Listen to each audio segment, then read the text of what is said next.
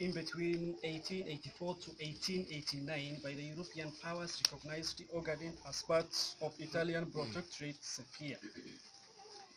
In the years of 1889 to 1896, after Italians defeated by Abyssinia during the War of Adawa, in 1896, Ogaden came under British protectorate as Italians lost control of Harad and other parties in the Ogaden. On May 14, 1897, Britain ceded Ogaden to Abyssinia without consultation or informing the Ogaden people. Now, British military administration in 1941 to 1948. In between 1897 throughout 1948, Abyssinia was claiming Ogaden just by name, but had no control of it, except skirmish, Madras attacks, and few occupied water wells. In 1935 to 1941, again Ogaden fell under the Italian occupation. After Italian defeat by British Army in 1941, Ogaden fell again under the East African British military administration. After the Italian invasion of Ethiopia in 1935, the Ogaden was joined to Italian Somaliland. And from 1941, when was expelled the Italian from East Africa, up to 1950, practically the whole of Somaliland were under British administration. In 1948, the British military administration control was come to an end, except a few parts of Hout Basin area.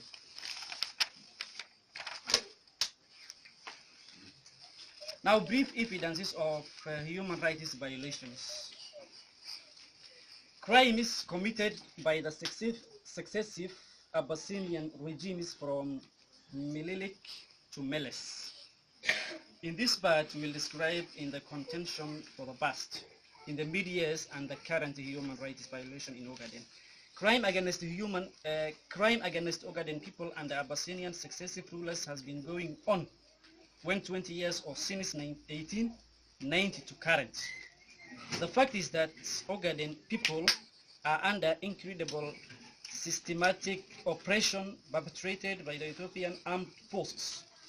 Starting from Menelik II to present TPLF-led regime of Addis Ababa, they all committed crime against Ogaden people and conducted similar policies of silent genocide. However, where grievances are the greatest, people were never given an option to determine their political status.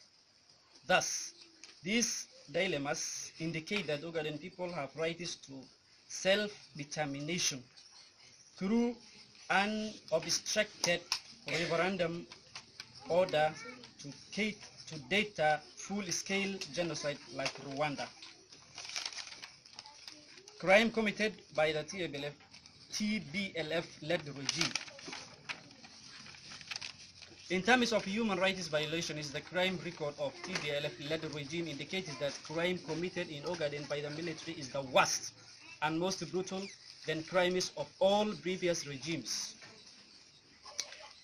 Most common crimes committed by the regime are extrajudicial killing, lynching, strangulation to death, rape, detention without due process, torture of all types, spanning villages, looting, commercial blockade, and media and humanitarian aid organizations' interdiction.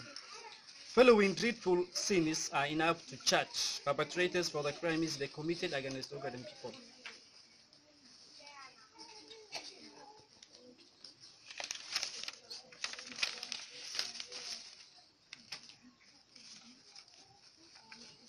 Mengistu Haile Mariam's military junta rule, 1974 to 1991. Mengistu's military regime had committed crimes that many people remember its evilness.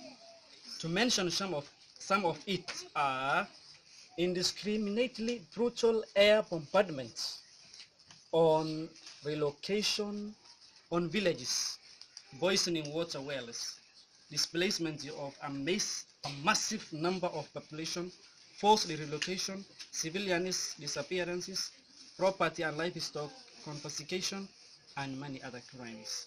During the Ogaden War in 1971, 1977 to 1980s, over 1.5 million civilians fled the advancing Ethiopian and Kupan military in Ogaden. Civilians were deliberately attacked, killed, looted, and chased to flee to Somalia so that Somalia could be overwhelmed by the Ogaden refugee exodus.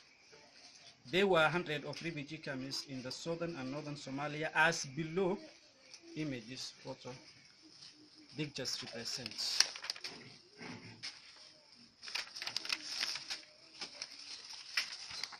Crimes committed by the successive regimes of Abyssinia are clear manifestation for the urgency of the situation in Ogaden.